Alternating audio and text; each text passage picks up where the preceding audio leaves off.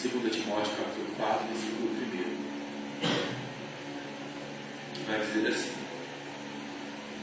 Conjuro-te, pois, perante Deus e Cristo Jesus, que há de julgar vivos e mortos, pela sua manifestação e pelo seu reino. Prega a palavra, insta, quer seja oportuno, quer não. Corrige, repreende, exorta com toda longanimidade e doutrina. Pois haverá tempo em que não suportarão a sua doutrina. Pelo contrário, cercar-se-ão de mestres segundo suas próprias cobiças, como se sentindo coceira nos ouvidos, e se recusarão de dar ouvidos à verdade, entregando-se a fábulas. Tu, porém, sê sóbrio em todas as coisas, suporta as aflições, faz o trabalho de um evangelista, cumpre cabalmente o teu ministério. Quanto a mim, estou sendo oferecido por libação, e o tempo da minha partida é chegado. Combati o bom combate, completei a carreira e guardei a fé. Já agora, a coroa da justiça me está guardada, a qual o Senhor, reto juiz, me dá naquele dia. E não somente a mim, mas também a todos quanto amam a sua vida. Procura vir comigo, ter comigo depressa, porque Demas, tendo amado o presente século, me abandonou, e se foi para a Tessalônica. Crescente foi para a Galácia, Tito para a Dalmácia. Somente Lucas está comigo. Toma contigo Marcos, traze-o, pois me é útil para o ministério. Quanto a Tito, mandei-o até Éfeso. Quando vieres, traz a capa que deixei em Troade, em casa de Carpo, bem como os livros, especialmente os pergaminhos. Alexandre, o latoeiro, causou-me muitos males. O Senhor lhe dará paga segundo as suas obras. Tu guardas também deles, porque resistiu fortemente às nossas palavras. Na minha primeira defesa, ninguém foi ao meu favor. Antes todos me abandonaram, que isto não me seja posto em conta. Mas o Senhor me assistiu e me revestiu de forças, para que por meu intermédio a pregação fosse plenamente cumprida a todos os gentios a ouvissem. Eu fui libertado da boca do leão. O Senhor me livrará também de toda obra maligna e me levará salvo para o seu reino celestial. A Ele agora glória pelos séculos dos séculos. Amém.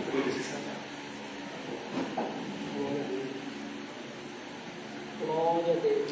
Essa palavra, ou melhor, esse livro de 2 Timóteo, ele, quando olhamos para Timóteo, quando lembramos de Paulo, quando lembramos das cartas de Paulo, quando começamos a refletir sobre a história de Paulo, nós vamos claramente lembrar de nada mais do que o maior dos pregadores que a Bíblia nos relata. Eu o considero o melhor deles pela sua história, a forma como foi chamado, a forma de pregação, as epístolas, os seus relatos. E quando a gente vai olhar para Paulo em 2 Timóteo, a gente não está mais olhando para um Paulo que saiu pela Ásia pregando. Não estamos mais olhando para um Paulo que tinha os seus discípulos. Não estamos mais olhando para o Paulo que, junto com Silas dentro da prisão, começaram a louvar a Deus, e um anjo desceu, abriu todas aquelas cadeias e os soltou. Não estamos mais olhando para esse Paulo. Neste momento estamos olhando para um Paulo preso em um cárcere, muito provavelmente em Roma, sendo julgado e logo depois condenado à morte, exatamente pelo mesmo motivo que o fez ser conhecido até os dias de hoje, pela pregação do Evangelho de Deus. E aí olhamos para Paulo agora neste capítulo que eu acabei de ler, e talvez olhamos e vamos nos dizer: nossa, que coisa bonita Paulo chamando aqui Timóteo, que carta bonita que Paulo dá a Timóteo, aconselhando ele, falando: Timóteo, vem pregar o Evangelho, Timóteo, vem evangelizar, traz Marcos com você, vamos juntos fazer a obra de Deus. E talvez nós achamos que Paulo, ele estava solto, ele estava livre, talvez numa praça pública pregando. Negativo. Essa carta de 2 Timóteo, acredita-se que ela foi a última carta que Paulo escreveu. Ou seja, estamos diante das últimas palavras de Paulo para a humanidade. O que acabamos de ler nada mais foi do que as últimas palavras que Paulo deu para a humanidade. E aí talvez nas últimas palavras você poderia talvez mandar uma carta para os seus pais, para os seus irmãos, pedir desculpa a alguém. Pelo contrário, Paulo ele continua fazendo o que ele fez durante toda a vida dele: pregar o Evangelho, orientar, discipular. Aí olhamos para 2 Timóteo, Paulo dentro da prisão, dentro do cárcere. Lembrando que as prisões de Roma não eram confortáveis como a nossa nos dias de hoje. As prisões de Roma, elas não tinham cama para se deitar, colchões confortáveis, almoço, janta, café da manhã. As prisões de Roma eram grandes quartéis de concreto, de pedras geladas. E aí você acha talvez que ele deitava num lugar confortável, ele estava se deitando num chão de pedra, gelado, frio. Talvez Paulo acabou de sair de uma gripe, porque era o que mais havia dentro das prisões de Roma. Eram pessoas gripadas, doentes, pessoas muitas vezes nem chegavam a ser julgadas porque morriam dentro das prisões. Locais insalubres, ratos para todos os lados, baratas em todos os cantos. E aí quando olhamos Paulo escrevendo a segunda carta de Timóteo, começamos a ver a visão de Paulo do reino. Paulo, quando estava diante da morte para ser julgado, ele não pensou em justiça, ele não pensou em ódio. Pelo contrário, ele está pensando o que vai ser da pregação do Evangelho quando ele se for. É um pregador a menos. Então o que ele faz? Vou chamar mais alguns para continuar o que eu não pude continuar. Vou discipular mais algum para continuar o que eu não vou conseguir. E aí começa a escrever para Timóteo.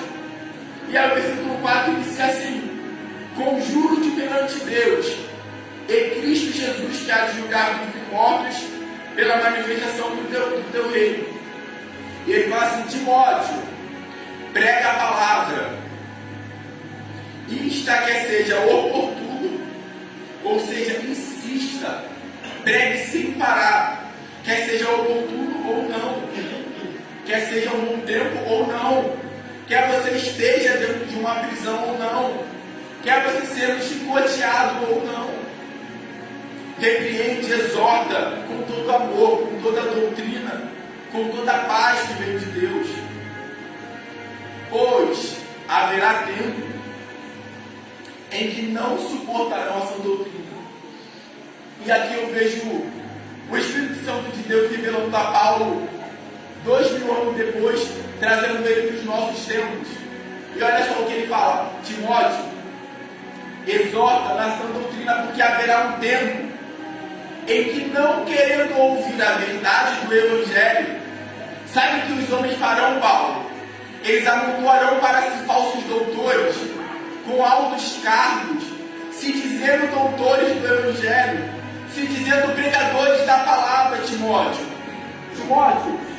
som.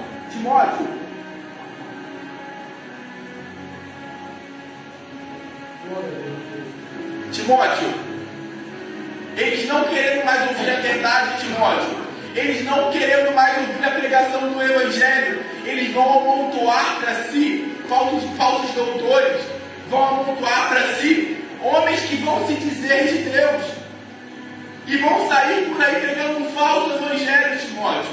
Então pregue o verdadeiro Evangelho, Timóteo, dentro e fora de tempo.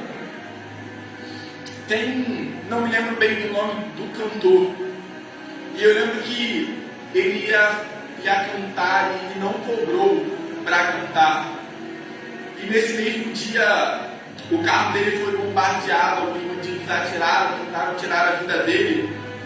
E ele mesmo assim ele foi pro show, e acabando o show, os repórteres chegaram até ele e falaram: cara, você acabou de ser assaltado, atiraram no seu carro, tentaram te matar, por que você mesmo assim veio no show?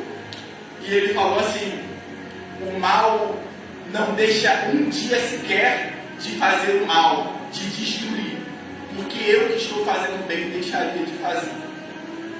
O que Paulo está falando é: Timóteo, o inferno vai estar sempre sendo um inferno. O inimigo de nossas almas, ele vai estar sempre lutando para ganhar mais para ele. Então o que eu peço a você é: pregue, exorte, ensine dentro e fora de tempo, Timóteo. haverá tempo em que não suportarão a sã doutrina. Como se tivessem coceira nos ouvidos, não aguentarão ouvir a verdade, Timóteo. Então, pregue o Evangelho. E aqui 4, e se recusarão a dar ouvidos à verdade, entregando-se a fábulas. Quem é que já parou para ver esses programas famosíssimos de televisão? Ou esses homens que acabam sendo famosos por encher estádios e fazer milagres, entre outras coisas. Quando você para ver alguns desses homens, não todos, logicamente, quando você para ver alguns desses homens, durante os seus cultos, durante os seus eventos, o que nós mais vemos é as famosas fábulas, o bate-papo com o diabo. É como se tivesse um horário agendado. O diabo vai vir, nós vamos bater um papo com ele, pastor. Vamos conversar com ele, ele vai dizer porque está no corpo. A gente vai conversar com ele um pouquinho mais 2 horas. Tudo para quê? Para chamar a atenção. E aí eu te pergunto onde está o verdadeiro Evangelho. Quando eu olho para Jesus, o nosso pastor já falou isso, quando eu olho para Jesus, ele chega numa cidade e ele não procura demônios. Os demônios vêm até ele incomodados com a presença dele se chegando. A quilômetros de distância, o diabo já, os demônios já sentiam. Porque mestre nos incomodaram a filho de Deus. Ele não estava procurando nada. E aí Jesus começa, por que você está nesse corpo aí? Pelo contrário. Sai em nome de Jesus. Ou melhor, em meu nome. Saia. E acabou. Essas são as fábulas. Esses são os teatros que fizeram para chamar a atenção e tirar o foco das pessoas do verdadeiro objetivo, que é a palavra de Deus, a salvação, a redenção das nossas almas. Tu, porém, Timóteo, se sóbrio em todas as coisas, suporta as aflições, faze o trabalho de um evangelista, cumpre cabalmente o teu ministério. Paulo poderia estar falando para Timóteo: Timóteo, foge!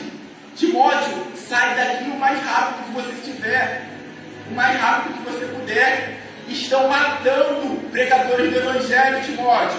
Eu sou o próximo, fuja! Pelo contrário, Paulo está falando: Timóteo, não vou te enganar, Timóteo. Timóteo, não vou esconder de você, Timóteo, a verdade do Evangelho. Prega sim, Timóteo. Faz sim, Timóteo. Mas você será perseguido por esses falsos. Porque os falsos, eles conseguem enganar as multidões, Timóteo. Os falsos, eles enganam as multidões fingindo ser verdadeiros. Por isso que eu digo para você: seja sóbrio, seja reto no que você fala. Cumpre o teu ministério, Timóteo. Por mais dolorido que seja, cumpra. E ele fala: quanto a mim, já estou sendo oferecido em libação, em sacrifício, e o tempo da minha partida é chegado. Eu, Timóteo, combati um bom combate, acabei a carreira e guardei a fé. Eu, Timóteo, completei a minha carreira. Eu, Timóteo, exerci o meu ministério. Agora cabe a você também fazer o seu. Timóteo, o ministério não é fácil, Timóteo. Eu estou sendo levado para sacrifício. Eu serei morto, Timóteo. Timóteo, não te amedrontes, mas o teu ministério, o que Paulo está falando para Timóteo. E aí talvez nós olhamos agora para Timóteo recebendo uma carta assim, e vamos imaginar talvez a mente de Timóteo. Timóteo que durante muitos tempos foi aí discípulo de Paulo, aprendendo com Paulo a ser um bom pregador do Evangelho. Agora vê Paulo dentro da prisão, escrevendo-lhe uma carta não de advertência, mas uma carta de inspiração para Timóteo.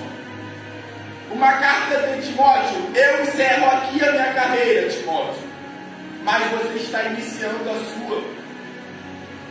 Olhemos para dentro de nós com essa carta de Paulo, porque muitas vezes nós estamos confortáveis em nossos próprios deleites. na nossa caminha confortável, no nosso sofá-cama com a nossa televisão de 40 polegadas, estamos satisfeitos com a nossa vida, estamos confortáveis com a nossa vida.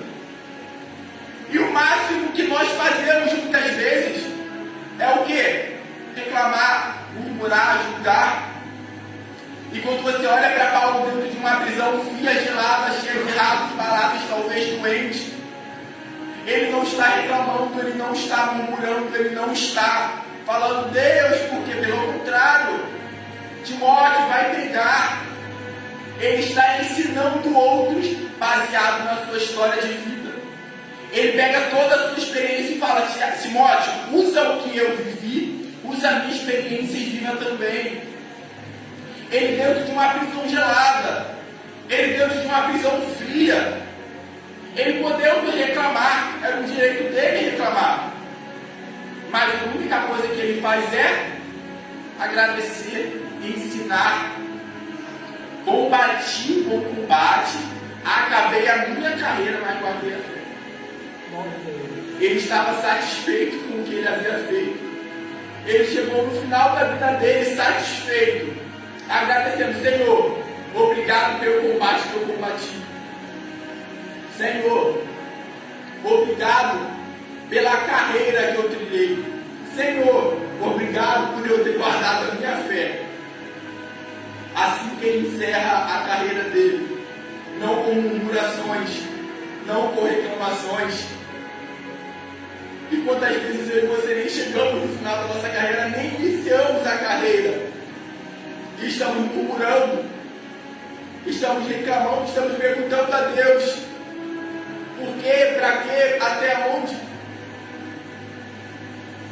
Somos muitas vezes como o povo de Israel, quando Moisés sobe até o monte Moriá para receber as tábuas da lei, e Deus vira para Moisés e fala assim: Moisés, olha para esse povo, deixa que eu o destrua, porque é um povo de obstinado coração.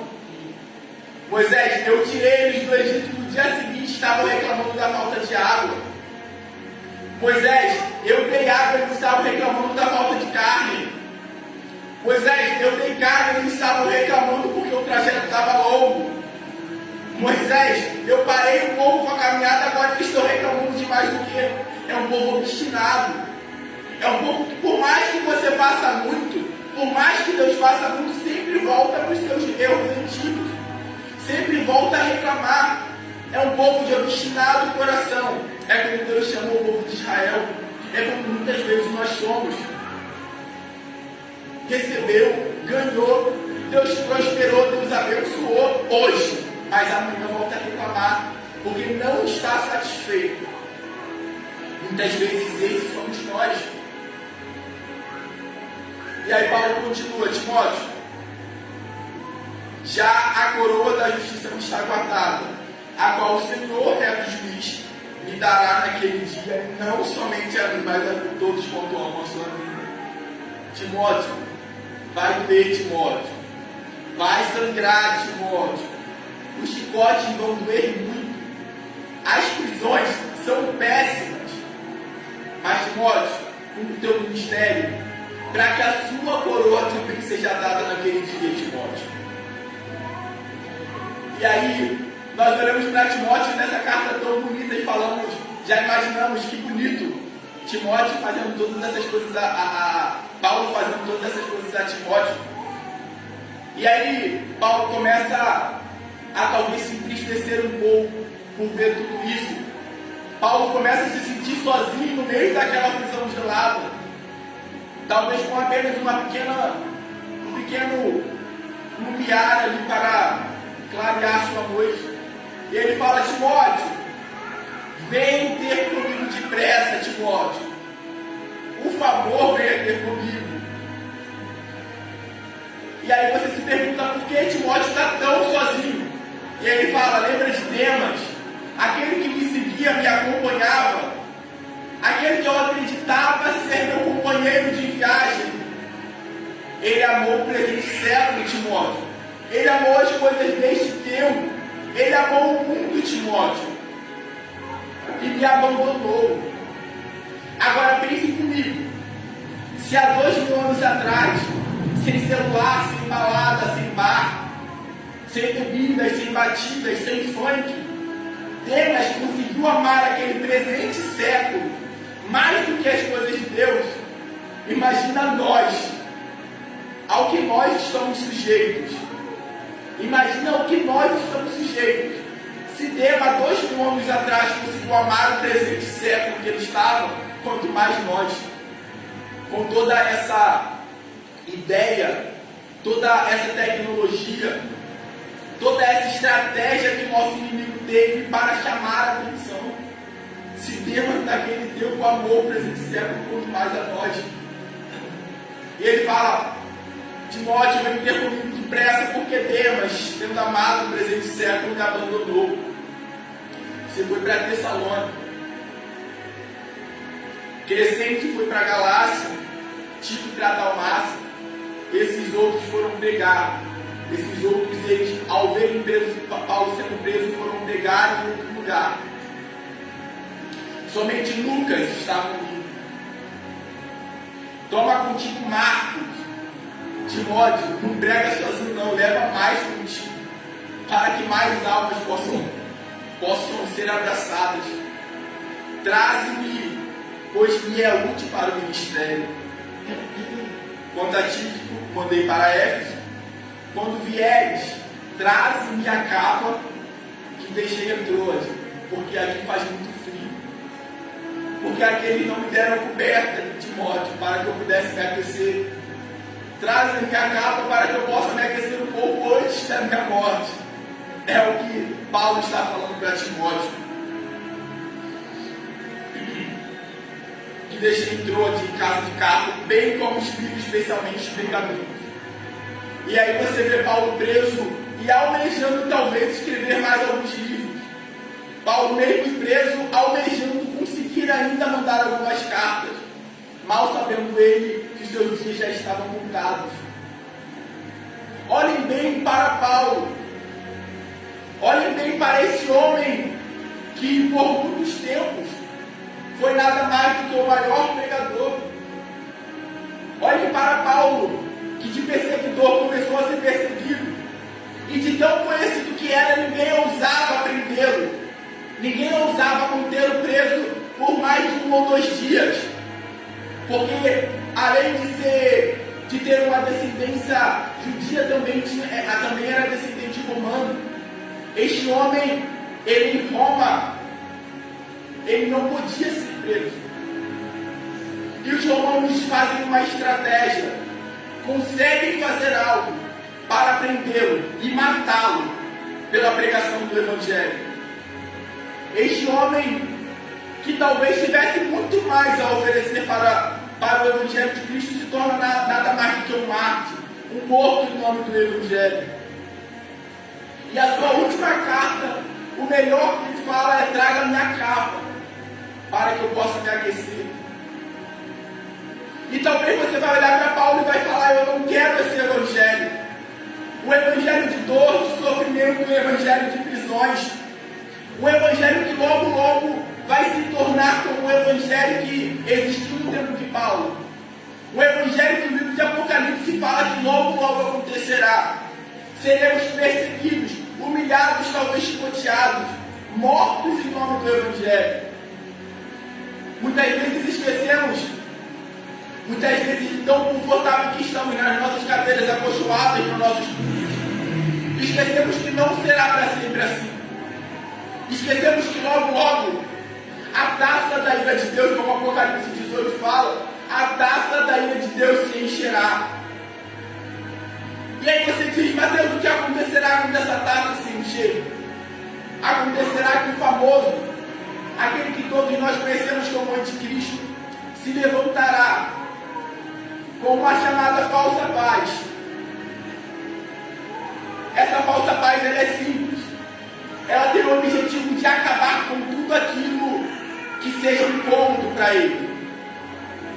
E se você acha que você pregando o Evangelho, se você acha que igrejas evangélicas são confortáveis, nunca serão. Não para aquele que não gosta de ouvir a verdade. Lembra de quando Paulo começou? Amontoarão para si falsos doutores, porque não querem ouvir a verdade. O anticristo fará melhor ainda. Ele nos matará para que nós não possamos dizer a verdade. E aí, pense bem se esse evangelho que você quer. O evangelho que após perseguição e humilhação te dará vida eterna, te dará gozo celeste, te dará um novo céu e uma nova terra para que você eternamente possa viver. Pense bem se, como o salmista vai falar que essa vida é 70, 80 anos. Pense bem se 70, 80 anos de sofrimento, se você viver dessa forma, sofrendo, chorando todos os dias. Pense bem se você quer mesmo continuar a viver essa vida, porque nessa vida o máximo que você pode esperar é isso: sofrimento, dor. Mas Mateus, por que disso tudo? Por que precisamos viver dessa forma? A palavra de Deus vai dizer, ou melhor, Jó vai dizer que Ele nos dá, mas Ele mesmo também nos tira, como forma de teste, como forma de prova. Essa é a nossa forma de viver. Essa é a forma que devemos continuar a viver, sempre clamando, sempre dependendo dEle, sempre necessitando dEle, porque Ele é o nosso Senhor, Ele é o nosso Consolador, Ele é o nosso mantenedor. Mas lembre, essa vida tem 60, 70, talvez 80 anos você viva, e depois dessa vida, o que te espera é uma vida eterna, como Paulo diz no versículo 8: já uma coroa de justiça está guardada para mim. O Senhor, que é reto juiz, me dará naquele dia. Olha que coisa linda. Podemos chegar nos nossos últimos dias e falar: Senhor, eu estou aguardando esta coroa, que o Senhor, que é reto juiz, o Senhor vai me dar. Olha que coisa bonita, podemos dizer como Paulo: eu combati o meu combate, acabei minha carreira e guardei a fé. E Paulo diz que no seu último julgamento, todos os abandonaram. Todos os abandonaram. Ninguém esteve lá para poder dizer algo a favor de Paulo. Os amigos, o braço direito dele, não estavam lá. Todos foram embora. E ele diz para finalizar: mas o Senhor me assistiu e me revestiu de forças, para que por meu intermédio a pregação fosse plenamente cumprida, e todos os gentios a ouvissem, e fui libertado da boca do leão. Aí você acha que Paulo reclamou daqueles que o largaram? Ele falou: eu morro, eu vou para o Pai, mas por meu intermédio eu consegui pregar o evangelho a todos aqueles com que foi ordenado. Ele completou a sua carreira, ele finalizou a sua chamada, ele realizou aquilo para que foi chamado desde o início. E o que mais ele queria? Mais um ano, mais 2 anos de vida. Ele havia finalizado o que ele poderia fazer, o que ele havia sido chamado para fazer. Paulo está falando: eu morro, mas com dever cumprido dentro de mim. Eu sei que tudo que eu pude eu fiz. Não deixei nada de falta. Não deixei ninguém faltar da pregação do Evangelho. Aonde Deus me mandou, eu fiz, eu preguei, mesmo com chicotes e açoites.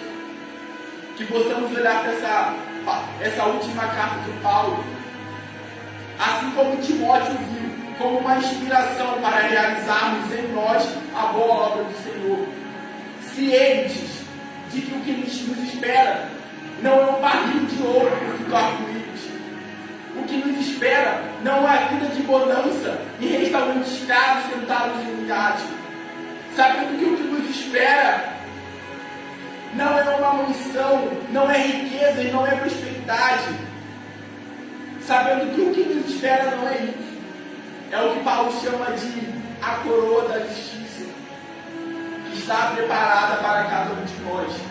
Que possamos olhar para essa carta como Timóteo olhou, uma inspiração para a pregação do Evangelho, uma inspiração para a realização da chamada, uma fortificação para a pregação do Evangelho, cientes de que em todas as coisas Deus nos faz mais do que vencedor. E assim eu agradeço a minha oportunidade, em nome de Jesus. Amém. Glória a Deus. Graças a Deus, irmãos, por esta boa palavra. Deus continua usando você, irmão, na palavra. Glória a Deus. Paulo, irmãos, não foi morto por uma guilhotina. Paulo foi decepada a cabeça e um pouco cortado a espada. Glória a Deus. Isso pelo amor do Evangelho. Glória a Jesus. Lembra? Hoje nós passamos por dias já, para nós ficamos abatidos, né? Como disse o nosso irmão, Paulo estava preso, sabendo que ia ser morto, e que lá ele olhava, todo lá preparado. Glória a Deus. Será que ele agradeceu a Deus? Sabe como? O irmão leu lá? Me livrou da boca do leão. Ele era para ser espedaçado na arena, como os outros demais cristãos, né? Mas o Paulo preferiu ser cortado a cabeça. Ele achou melhor do que ser espedaçado pelo leão. Glória a Jesus. Ficamos em pé, irmãos, vamos terminar. Glória a Jesus, agradecer ao Senhor, agradecer a Deus pela vida dos irmãos que vieram. E amanhã, irmãos, estaremos aqui a partir das 18 horas, né? Já a oração amanhã é Santa Ceia do Senhor. Então, os irmãos. Hoje lá amanhã é escola dominical. E se tem a escola dominical amanhã, imagina as 8 horas. 18 horas da manhã. Glória a Deus. Irmãos, nós estamos nesse culto de tarde da vez. Eu quero fazer com os irmãos, por gentileza, se vocês quiserem, né? E aqui na frente eu quero orar por todos vocês.